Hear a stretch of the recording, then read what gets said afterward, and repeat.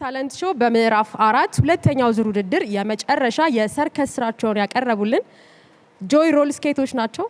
እንዴት አገኛችኋቸው? እንዴት ናችሁ? በጣም ነው የምታምሩት። ያላችሁ መናበብ፣ ይሄ ግሩፕ ስፒሪቱ በጣም ደስ ይላል።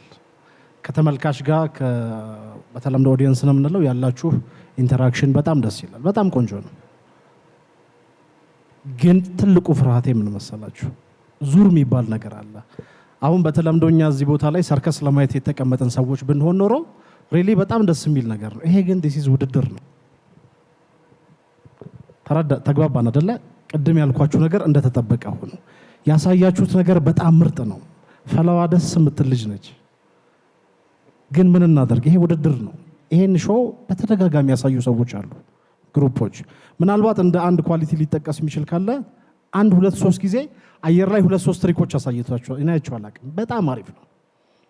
ግን ከዚህ የተሻለ ማየት አለብን። ምናልባት ከናንተ በፊት የመጡ ልጆችን አይታችሁ ቢሆን ኖሮ በጣም ነው የምትገረሙት። እኔ ምናልባት ለሁሉም እንዳስተያየት ይሆን ከሆነ አስተያየቴ ምንድነው፣ እዚህ ስትመጡ ሰርከስ ለማሳየት አይደለም። እኛ ተመልካች አይደለንም፣ ዳኞች ነን። ዳኛ ስንሆን ደግሞ እያንዳንዱ የሚመጣውን አይተን ሚዛን ላይ አስቀምጠን ወንፊት ላይ ተጣርቶ ነው ውጤት የሚነገረው። ስለዚህ እዚህ ከመምጣታችሁ በፊት ሾው ለማሳየት ብቻ ሳይሆን እነማን ያለፈው ሳምንት ላይ ምን አሳዩ፣ እኛ ዛሬ ምን ብናቀርብ ይበልጥ ዳኞችን ወይም በየቤታቸው ያሉ ተመልካቾችን ኢምፕሬስ ማድረግ እንችላለን፣ ማስደመም እንችላለን የሚለው ነገር ከግምት መከተት አለበት።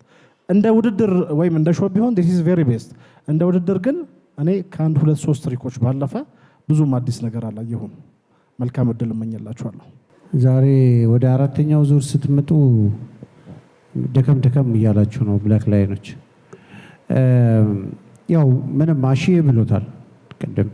ይህን ኢክሪያን ከዚህ በፊት 1ኛው ዙር ላይ አይተናል፣ 2ኛው ዙር ላይ አይተናል፣ 3ኛው ዙር ላይ አይተናል።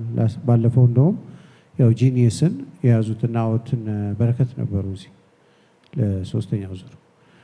ከእናንተ እዚህ 4ኛው ዙር ላይ ስታመጡት በቃ ሌቭሉን መጠንቀቅ ይፈልጋል። ስራው በጣም ቆንጆ ነው።